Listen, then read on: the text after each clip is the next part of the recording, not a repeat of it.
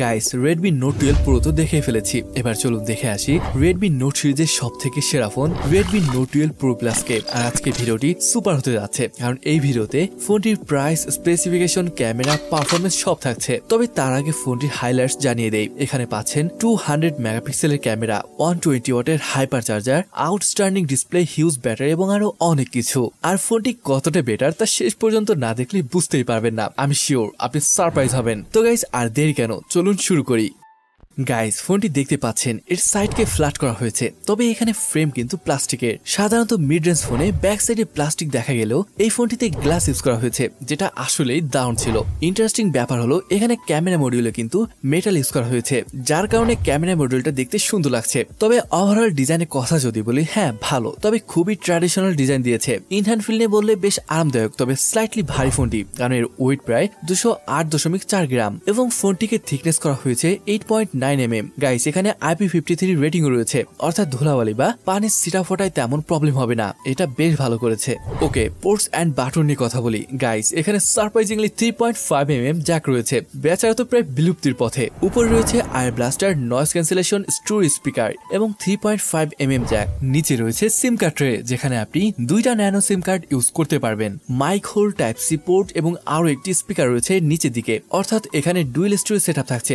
রাইটে রয়েছে power button, যেটি আবার ফিঙ্গারপ্রিন্ট সেন্সরও। আর এখানে x Axis linear motor use করায় বেটার হ্যাপটিক ফিডব্যাক পাওয়া যাবে, অর্থাৎ ভুল ফিঙ্গারপ্রিন্ট দিলেন বা ভলিউম বাড়ানো বা কমানোতে অথবা টাইপিং এ সব জায়গায় ভাইব্রেশন ফিডব্যাক পাবেন, যেটা বেশ ভালো একটা এক্সপেরিয়েন্স দেবে। চলুন বাইরে তো সব দেখে ফেলেছি, এখন আসুন দেখি ভিতরে কি আছে। Look at the display. Wow guys, display নিয়ে বললে একে তো এখানে সাইড এবং উপরে বেজেল খুবই পাতলা, সেই সাথে এখানে চিনও পাতলা করা হয়েছে। This is very nice. এতে রয়েছে 6.67 ইঞ্চির FHD+ 120 Hz এর প্রো অ্যামোলেড ডিসপ্লে এবং এটি খুবই ব্রাইট এবং কালারও সিরিয়াসলি খুবই ভালো লাগে দেখতে। গাইস আর এই যে ডিসপ্লে রয়েছে, এতে ডলবি ভিশনের সাথে HDR10+ এর সাপোর্টও রয়েছে, সো এই কারণে বিগ থামস আপ। গাইস ডিসপ্লেটিতে আরো থাকছে 240 Hz এর টাচ স্যাম্পলিং রেট এবং 900 নিটস পিক ব্রাইটনেস। সো ডিসপ্লের কথা বললে আমার কাছে তো খুবই ভালো লেগেছে। ফ্রেন্ডস, স্পেসিফিকেশন নিয়ে কথা বলি। এই ফোনটি এসেছে MediaTek Dimensity 1080 এর উপর। এখানে রয়েছে 12GB LPDDR4X RAM এবং 256GB UFS 2.2 ROM। এখানে রয়েছে 4980 mAh এর ব্যাটারি, সাথে রয়েছে 120 ওয়াটের চার্জিং, যেটা বেসিক্যালি 0 থেকে 100% হতে সময় লাগে 19 থেকে 20 মিনিটের মতো। ওএস নিয়ে বললে MIUI 13 which is based on Android 12 এবং Xiaomi প্রমিস করেছে যে তারা 2 বছরের মেজর আপডেট এবং 4 বছরের সিকিউরিটি আপডেট দিবে। এর মানে দাঁড়ালো এখানে out of the box Android 12 রয়েছে এবং 13 এবং 14 আপডেট পাচ্ছেন। তবে যদি এখানে out of the box Android 13 হতো তাহলে খুবই ভালো হতো। তবে একটা কথা বলতে হচ্ছে, এখানে বোল্টার্স খুবই কম দিয়েছে, যেটা দারুণ ব্যাপার। পারফরমেন্স নিয়ে যদি বলি, এখানে ফোনটির আন্তত স্কোর এসেছে 4,87,000 এর উপরে। তবে এখানে আরো বেশি আশা করতে পারি, কারণ এটা প্রো প্লাস। তারা যদি LPDDR4X এর জায়গায় LPDDR5X দিত বা UFS 2.2 না দিয়ে যদি UFS 3.1 দিত, তাহলে আরো বেশি বেটার পারফরমেন্স পেতাম। তবে গেমের কথা যদি বলি, দারুণ। সিওডি আপনি মিডিয়াম টু হাই সেটিংসে আরামসে খেলতে পারবেন। এতে রয়েছে 120 Hz রিফ্রেশ রেট যুক্ত বিউটিফুল ডিসপ্লে, রয়েছে 240 Hz TSR। এভারেজ গেমিং টাইমে বেশ এনজয় করতে পারবেন। তবে মাল্টিমিডিয়া নিয়ে বলে, ওয়াও গাইস, যেমন সুন্দর ডিসপ্লে তেমন sound quality. Dual storage speaker রয়েছে, ডলবি অ্যাটমস এর সাপোর্ট থাকছে এবং এর কোয়ালিটি অ্যাবসলিউটলি গ্রেট। তো মাল্টিমিডিয়ার ক্ষেত্রে আমি বলবো এই প্রাইস রেঞ্জে বিগ থামস আপ। চলুন এবার ফিচার নিয়ে কথা বলা যাক। কানেক্টিভিটির ক্ষেত্রে 5G,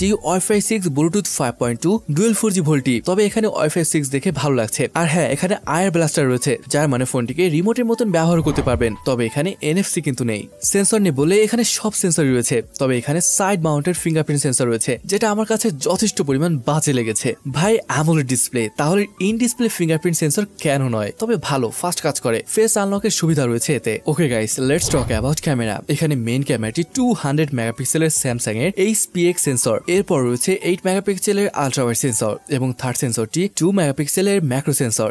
সেলফি ক্যামেরা নিয়ে বললে এখানে রয়েছে 16 মেগাপিক্সেলের একটি সেন্সর। গাইস একটা ভালো ব্যাপার হলো এখানে যে প্রাইমারি সেন্সরটি রয়েছে এতে OIS এর সাপোর্ট রয়েছে। তো এখানে ফটো স্যাম্পল দেখতে পাচ্ছেন। গাইস একটা কথা বলতে হচ্ছে, লো লাইট কন্ডিশনে দুর্দান্ত পিকচার আসে, বেশ ভালো ইমপ্রুভমেন্ট করেছে Xiaomi। আর এতটা ভালো আসার কারণ হয়তোবা OIS হতে পারে। ইভেন নর্মাল কন্ডিশনে খুবই ভালো পারফরমেন্স লক্ষ্য করেছি। তবে 8 মেগাপিক্সেল সেন্সরটি স্লাইটলি সফটার সাইড। তো চলুন আরো কিছু ফটো দেখে আসি।